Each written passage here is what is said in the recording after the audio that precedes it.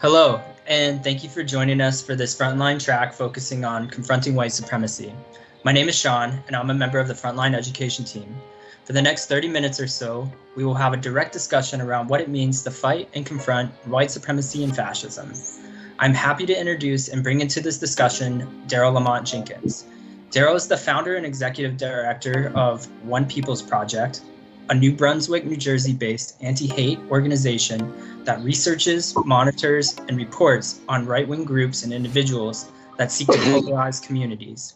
Founded in the year 2000, and working under the motto, "Hate has consequences," OPP has become a go-to resource on such matters and has been instrumental in the fight against hate.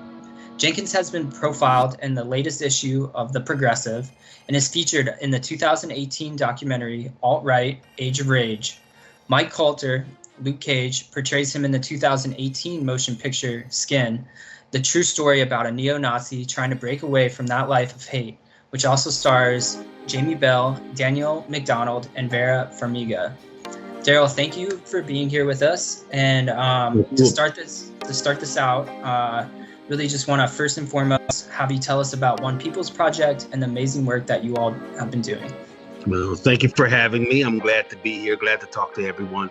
One People's Project, as you said, started in 2000, July 4th, 2000, as a response to a white supremacist rally that was taking place in Morristown, New Jersey, about 45 minutes from here.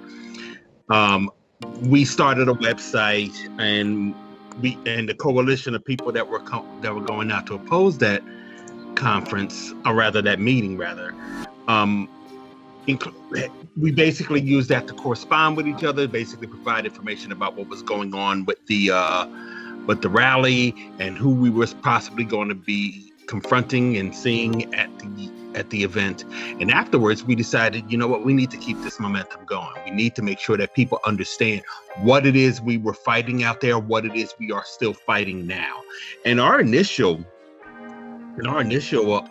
mission was to show the kinds of connections that lunatic fringe, that far right, had with the mainstream. And I think that we, over the past 20 years, have been successful in that regard. And in the course of the past 20 years, we've been able to get people to recognize exactly what it is we have been dealing with and neutralize that threat, diminish the ability for the far right elements in this society to function. And I've been called these past couple of months in one of the publications as the father of doxing. And part of the reason why was because we were one of the first people to just put up force organizations to just say, hey, look, here's everything about everyone. And that will range from your low-level neo-Nazi in the street to Sean Hannity or Michelle Malkin. And we made no bones about it. We got the idea from anti-abortion activists who would publish the names and information of abortion providers, and if they got killed, their names were stricken out of the off their website. We said, okay, if it was their right to do so in that regard, we'll do it, and we are a lot more responsible. So we, like I said, we've been around for about 20 years. It'll be 21 in July, and we have been pretty much the go-to source for a lot of the information that people are looking at today. Yeah, absolutely. Really thankful for the work that you all have done over the past 2 decades. I definitely know that it has played a role in the work that I do locally here in Eastern Tennessee and throughout Southern Appalachia. And you have informed my work in a great way. So I'm really honored to have you here. Really glad to have this discussion with you. One thing that I would like to maybe start out with kind of in regards to this discussion is to discuss a concept that has really shaped the way I think about anti-fascism in the U.S., and that is the three-way fight.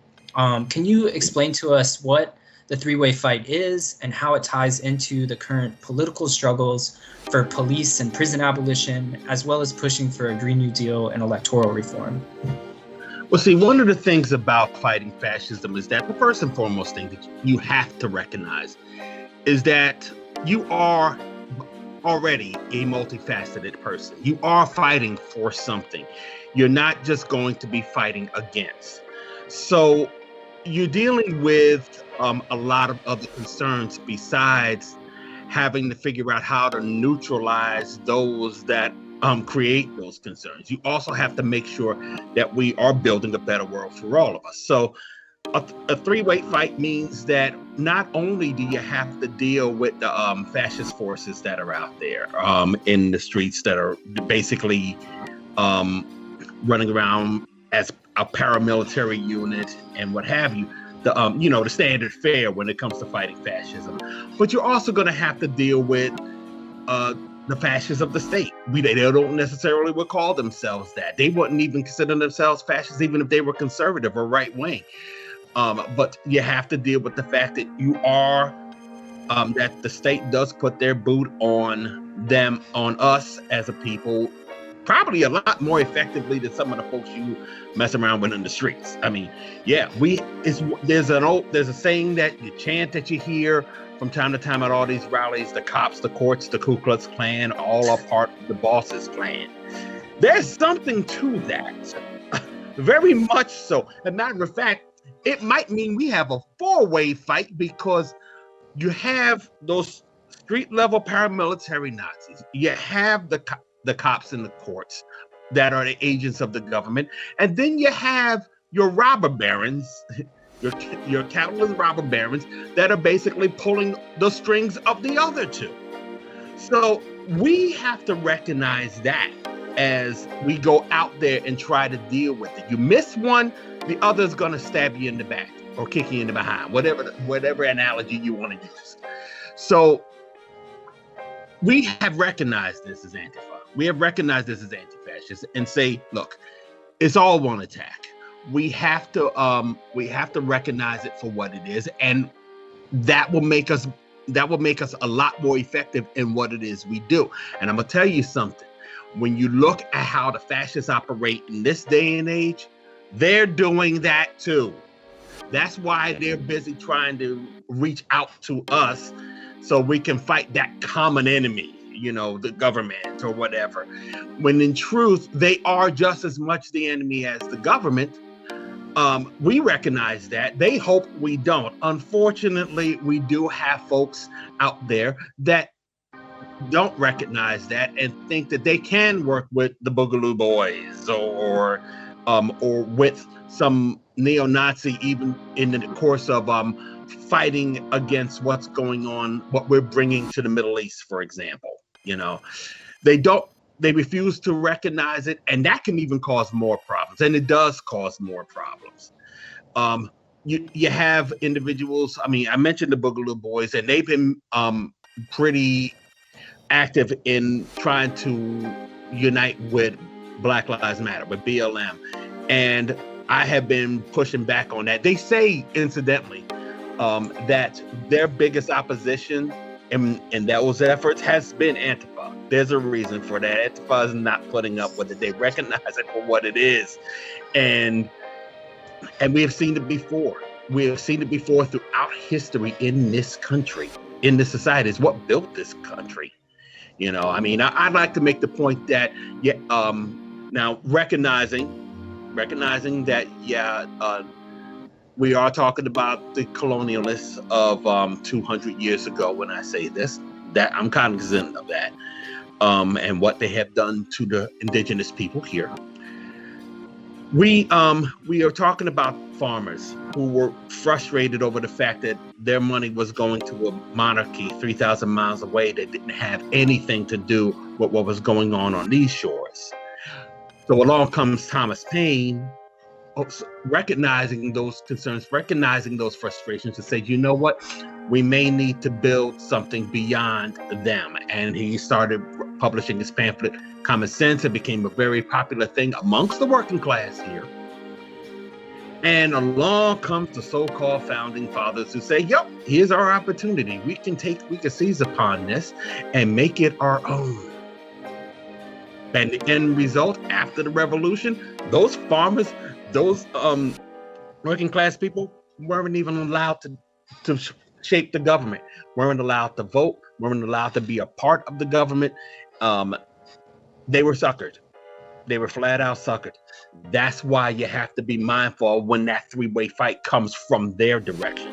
When it comes from us, everybody prospers. When it comes from them, no one does, except them. Right on. Yeah, I think absolutely agree with you. It really brings to mind just the importance of intersectionalism within our struggle.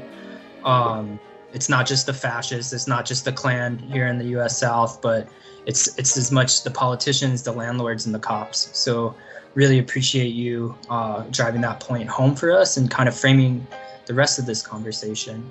I kind of want to move a little bit to just your recent history, and we saw what was an unprecedented open white supremacist organizing during the Trump administration, right? Those 4 years really felt like things kind of came out front. People quit saying the quiet things or started saying the secrets out loud or whatever. This culminated in the attempted coup at the Capitol. Since that time, Trump has been deplatformed. There have been hundreds of arrests of his supporters. And as we discovered, right, there were police, there were former military and current military that were part of that. What does white supremacist organizing and activism look like kind of post-January 6th? What is it that we are now having to confront and face under the Biden administration and looking towards 2022 and 2024?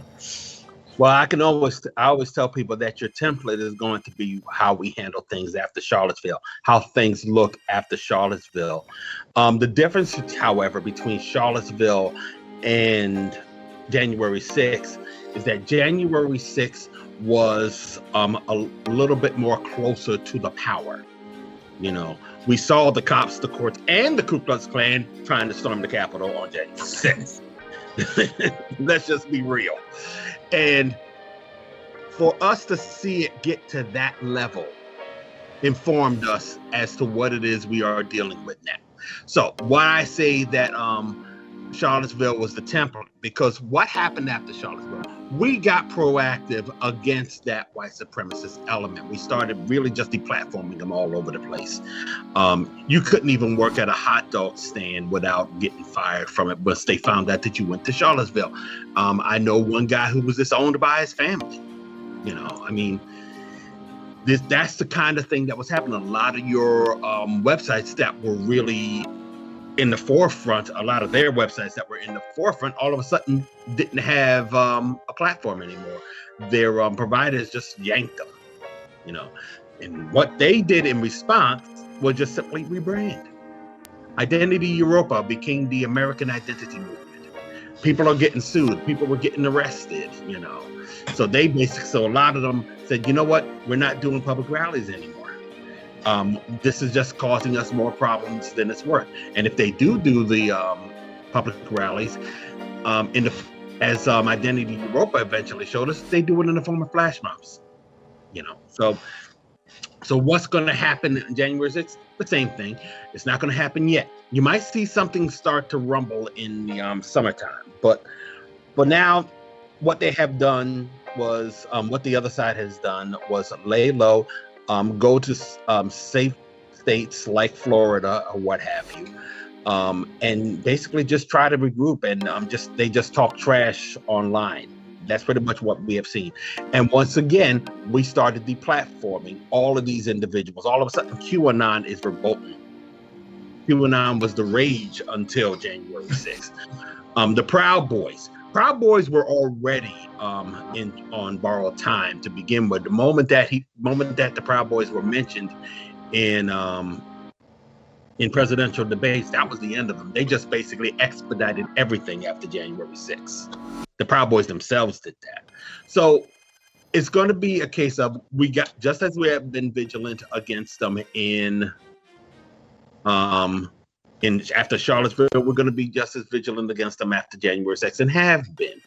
They are just going to try to figure a way to circle their wagons and keep themselves from getting into too much more trouble as they try to go forward. And that's one of the reasons why I would say, yeah, these events might not be happening in your towns or in your states.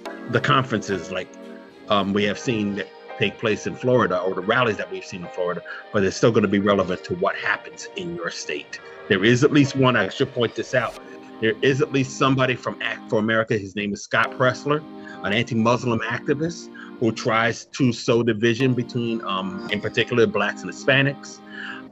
He's going around the country, and he's probably in your neighborhood now trying to organize. And he's on a tour right now doing that. So that gives you an idea of what it is they're trying to do. They're trying to make things happen again. So just be on the lookout for it. Yeah, absolutely. I also, feel like there's a lot of movement at the state level, pushing far right policies and laws forward that maybe they can't do at the federal level at this time too. So there's lots of things to keep in mind and to be on the lookout for. One thing that you mentioned was the effectiveness of deplatforming. So to kind of tread lightly here into some of the cultural war, we hear conservatives, talking heads, for some people, the next door neighbor, kind of bemoan the idea of cancel culture. Can you tell us what they mean when they talk about cancel culture, and what role does deplatforming play in resisting fascism and white supremacy? It's funny how we're complaining about cancel culture, to be honest, because it's only the complaints are only coming because the right have been the victims of it, as opposed to being the practitioners of it, as they have been. We've seen what happened to folks who were anti-war 20 years ago. We saw what happened to the Dix Chicks. We saw what happened to Colin Kaepernick. We saw what happened to Kathy Griffin, and let us not forget about the fact that when they pass these anti-voting laws, that's cancel culture. So we can go on forever and ever and ever about what the right has done to continue the idea of cancel culture, but when it's done to them, then there's the problem. Cancel culture is basically seen, and I have to preface this by saying I've been on a couple of television shows to discuss this particular issue. So if I drop a name, there's a reason for it. Because I got into this with Piers Morgan on the Dr. Phil show about a couple of months ago.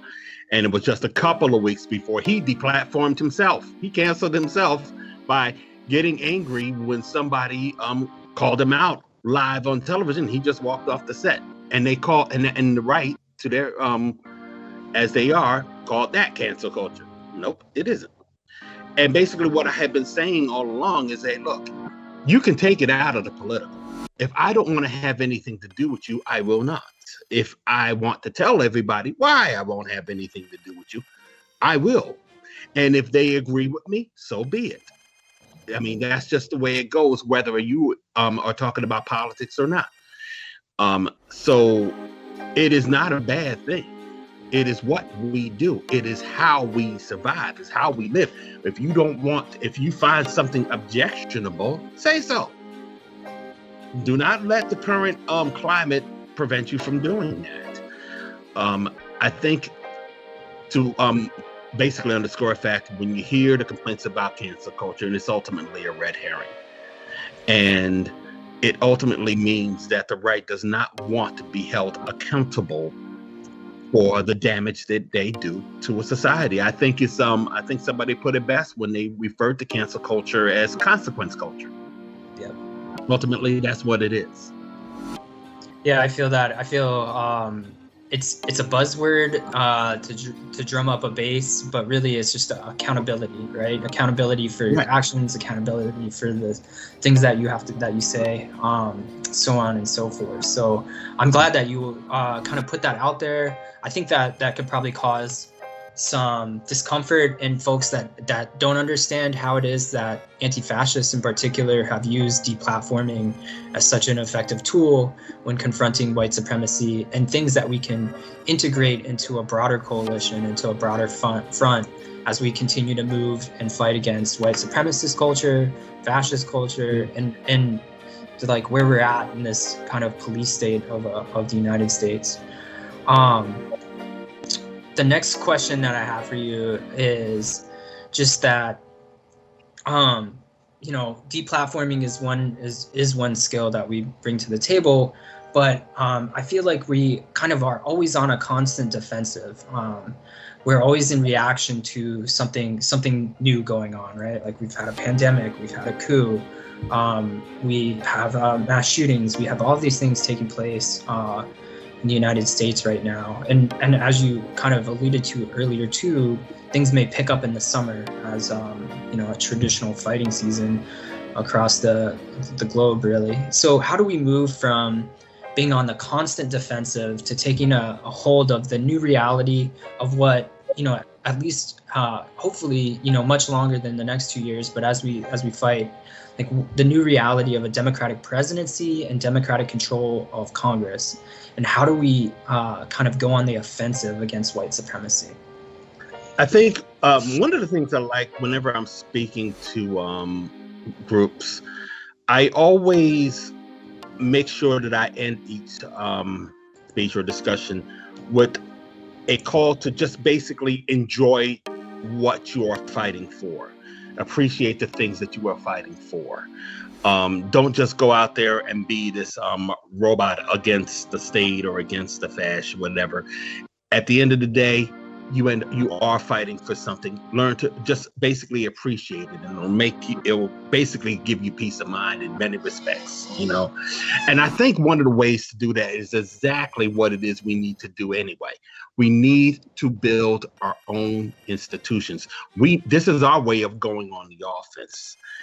We need to make sure, and I don't necessarily mean anarchists or Marxist institutions, just institutions that respond to the concerns that we have when our governments or when our people in power do not. We don't have to wait for them. So if you find somebody that's in need of food, start a food bank, start a kitchen, If you find that education is lacking in an area, start a school. These are the things, these are the ways you build your institutions, and you build up your institutions, you build up your own institutions, and you will find that when the time comes, when all of this nonsense starts trying to build up, it either may not have the ability to do so because of that work that you're doing, or you will have a better ability to fight whatever it is they're doing. Because you will also bring more people who aren't necessarily politically minded, for that matter, onto your side, because they recognize that you're doing work and they're not. You're doing work and they're trying to take it down. More to the point, we are all doing work and they want to shut all of us down. So that's what it is we have to do. That is, and I'm gonna tell you something. When people talk about Democrats and Republicans and all that, one of the things we got to recognize is the fact that this political process that we have in this country is corrupt. We're trying to fix it, but it's hard. We have third parties, we have independents that are leagues better than whatever it is the Democrats and Republicans have to offer, but we can't get them in those positions right now, but we will. In the meantime, we have to address our concerns, and ladies and gentlemen, that's what Occupy was about 10 years ago. Trying to build up those institutions and those alternatives to a corrupt political system. So if we could do it 10 years ago, and by the way, they basically tried to shut it down. They did shut it down, but that wasn't the end of it. As we see 10 years later, we're still talking about it. We're not talking about the Tea Parties, but we're still talking about Occupy. So recognize what that was and bring it back a little bit more. You'll see things change, and we have seen things change in the past when we did that. Yeah, absolutely. I think there's power in solidarity, and I have definitely seen firsthand the way in which meeting people where they're at, providing mutual aid, is a way to move people and a way to have a material impact on individuals' lives. And when we talk about and think about infrastructure, we're on a call that's built around these concepts, this idea of a different dual power infrastructure, either at the Frontline, the Working Families Party, Movement for Black Lives, and so on. So I think it's there. I think we're working on it. And again, just this is a long fight, so we need to keep with it. Long fast, we can make it shorter if we do what we need to do. We just got to maintain vigilance against the stuff that we're fighting and for the stuff that we want. Yeah, absolutely. I think we have time for about 2 more questions. So what I want to do is just ask this next question, which is, during the movements against police brutality and the uprisings for Black Lives this past summer, Antifa became a household name. How do you see or not see progressives unwittingly holding up right-wing narratives and conspiracies about Antifa? And what are some common misconceptions progressives have about anti-fascist work? That they are not Antifa themselves. That's first and foremost. When they say, listen, they want to try to criminalize Antifa, they want to try to criminalize Black Lives Matter. My response to that is basically what they're trying to do is tell you that you are a criminal if you are anti-fascist and believe that Black Lives Matter. You already know right then and there to ignore all of that rhetoric. You just got to keep pushing and you got to keep fighting. You got and look, they do this. This propaganda is the order of their day. That's all they do. This nonsense about Antifa, complaining about Antifa, it's going to go away. It's going to go away. But people recognize Antifa for what it is. Have faith in that. It just doesn't look good optic-wise.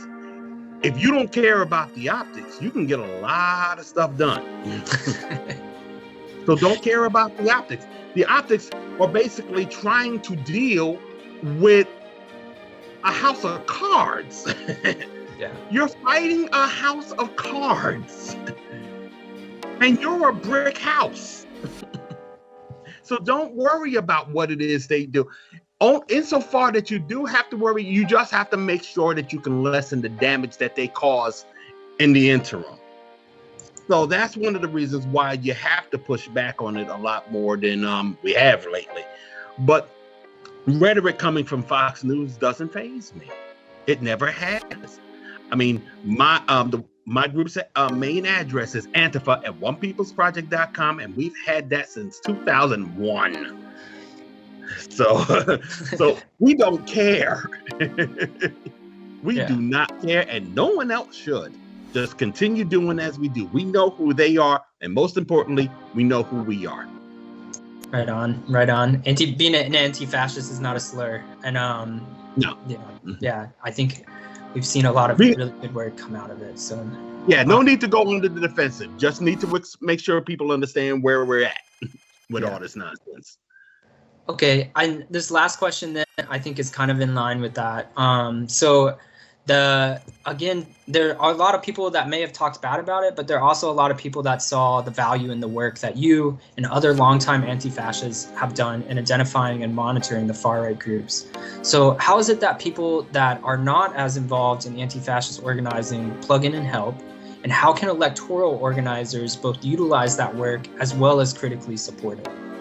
Well, it's important to recognize the fact that we don't have to lie. Anti-fascists realize that we don't have to get bogged down in propaganda. When I say propaganda, I just mean things that are just trying to sell you to a point, regardless of whether or not it's 100% accurate.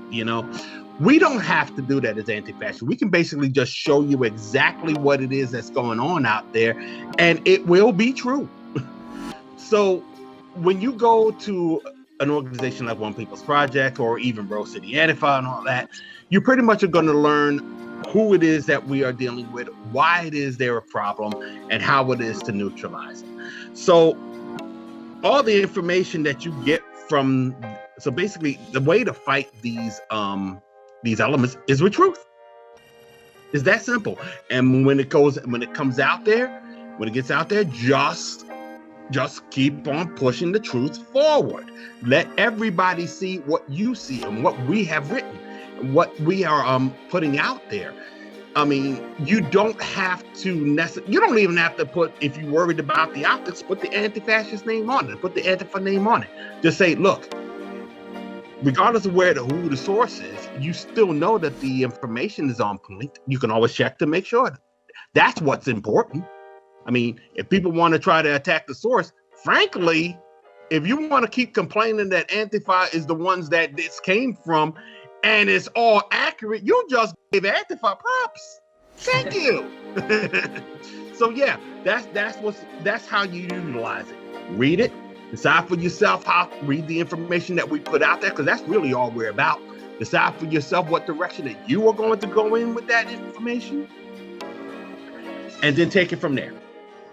Yeah, absolutely. I think, with the American First Caucus that's in the Congress right now, there are fascists. Mm-hmm. There are people that identify with that, or in the circles with those folks. So open source information coming from anti-fascists can be used in the electoral realm as much as it can be in the community defense realm. And this is obviously something that we can talk about for for much longer than 30 minutes. But it looks like we've kind of reached the end of our track here. I want to say thank you so much for joining us for this call. It's been really great talking with you. It's been really great planning and getting ready for this. So thank you for the knowledge that you brought and all the work that you do and will continue to do. Thank you. Absolutely.